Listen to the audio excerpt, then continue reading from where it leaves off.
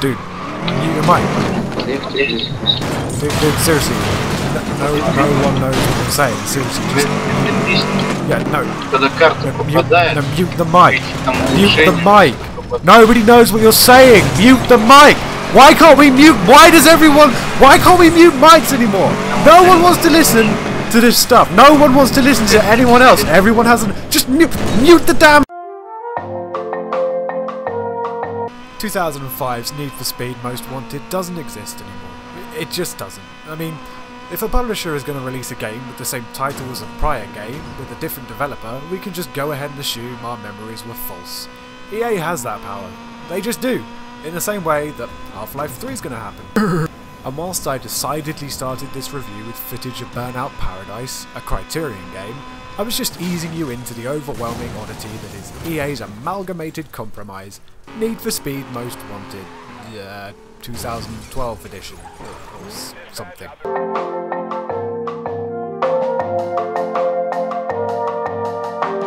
So guys, what are we gonna call the next entry in Need for Speed?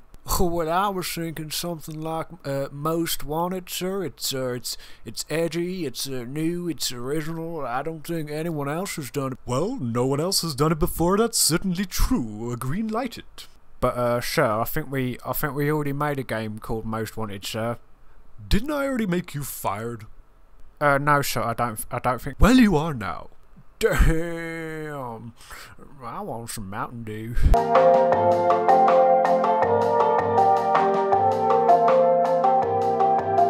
And before you start writing in the comments about how you hate me and how you love this game and how I got everything wrong, let me put one thing straight.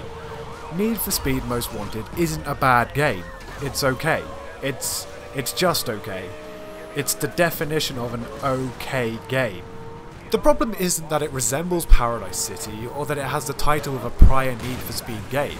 It's more that you get the impression playing it that EA don't think you'll notice. It borrows aspects and mechanics from both of these games, but sort of half-asses it.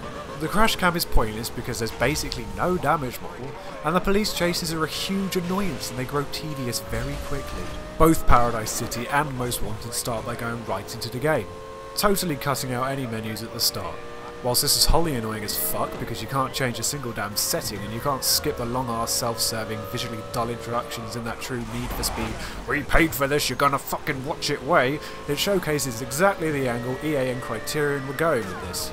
And, as usual, it's how do we sell this game to as many people as possible. Gone is the divide between the Destruction Derby type demographics and the Most Wanted or street demographics who are more into their cars and drum and bass, and in comes a bit of everything, made for everyone. And without harping on about the casualisation of video games and these unclean console gamers who ruins everything, I'm gonna say this. The decision to create something for everyone has sort of been a detriment to the quality of the title, and it feels like it has no soul.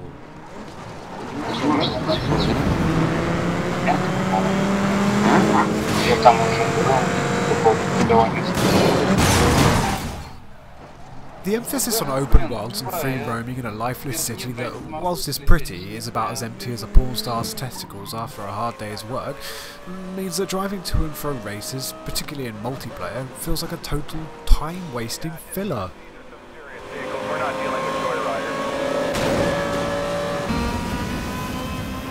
Open worlds are supposed to be interesting through exploration, and really only by air, on foot, and in cars, developers have managed to make this an interesting feat.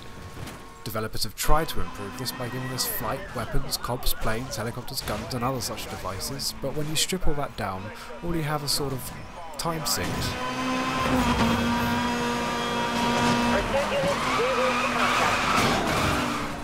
In the case of Need for Speed Most Wanted, however, this is a necessity due to the way in which you collect cars. One does not simply purchase a car.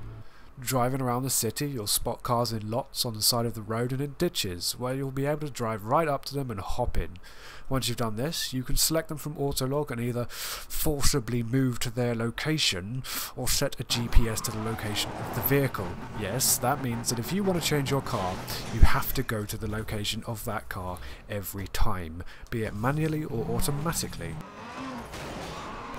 But what happens if you've just finished a race and you just want to get into a different car and do something else, for example?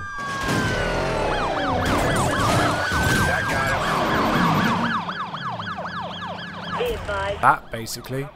After every event or race in Need for Speed Most Wanted, you'll still have the police chasing after you. To lose them, you have a GTA 4 style circle where you need to escape their radius, losing notoriety over time. Once your notoriety is down, you wait a short while and you're free to roam again.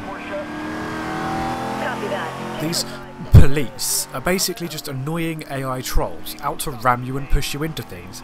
Police chases aren't sleeping dogs or GTA fun, they're just long schleps where radio chatter and constant ramming from all angles will get in the way of whatever you want to do next. You can't instant travel, start an event, or head to multiplayer, change your car, or do anything until you've lost the police. And losing them is no easy feat, since they randomly spawn from all directions, and if you keep moving, they'll come right at you, or if you stop, they'll just catch up to you. It's fucking aggravating, and it's one of their key marketed mechanics. Supervisor is suspending search. Return. Not to mention the fact they drive like dumb Irish crackheads. The AI is dumb as shit in this game, and there's nothing you can do to escape the aggravation that is being cornholed by 20 police at once. Copy that.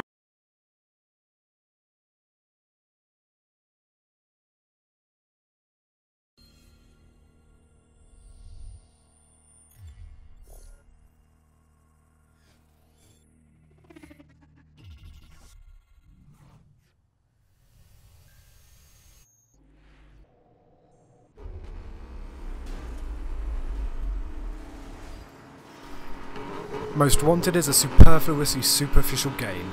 It focuses far too much on selling you cool, and far too little on those great Criterion driving mechanics gone by.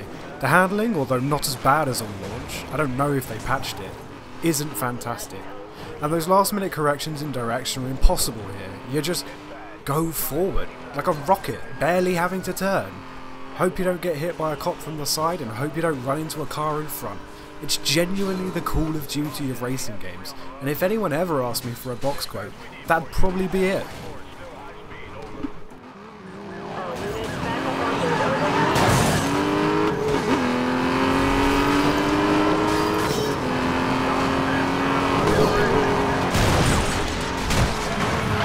Back up joining pursuit. Sure, there's a mix of races and events you can do, but again, it's exactly the same as Paradise City. And I don't mean that at face value. You drive to an event, you, again, press the left and right triggers down to start it, and you race. The problem is, unlocking items and gear for your car means repeating races. What's the point of repeating races in an open world map? There's potentially millions of combinations, but if you want to unlock nitrous for a car, you have to do this with every car. You have to come first in their set race, and it's the same for every unlockable on every car. And here's the funniest thing about all this, okay?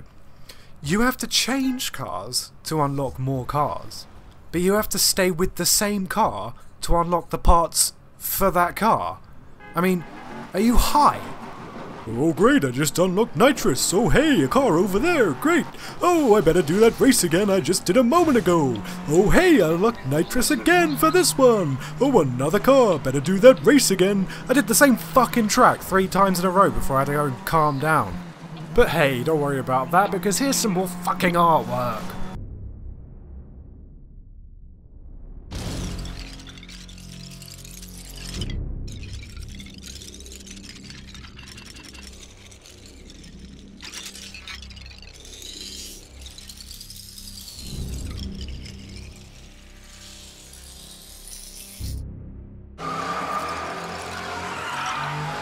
Yeah, I know, that was very pretty. In fact, this has all been very pretty, and that's what Need for Speed Most Wanted is. It's a pretty, soulless, lifeless, stressful, aggravating, very mediocre driving game where nothing other than gimmicks are new, and those gimmicks either don't work, negate each other, or compromise gameplay to the point that you'll just wish you were playing either Paradise City or some other incarnation of a Need for Speed game. There's nothing beneficial in an open world here, and I genuinely don't think anyone's going to have much fun exploring it. With multiplayer that has more auditory issues than a mental asylum during a full moon and the driving mechanics of a brick fired from a slingshot, I can only say that Need for Speed Most Wanted will please people who are desperate for a driving game and who haven't played recent releases. It's a game that doesn't need to exist, and it feels like it was thrown together from an IKEA instruction kit for gaming.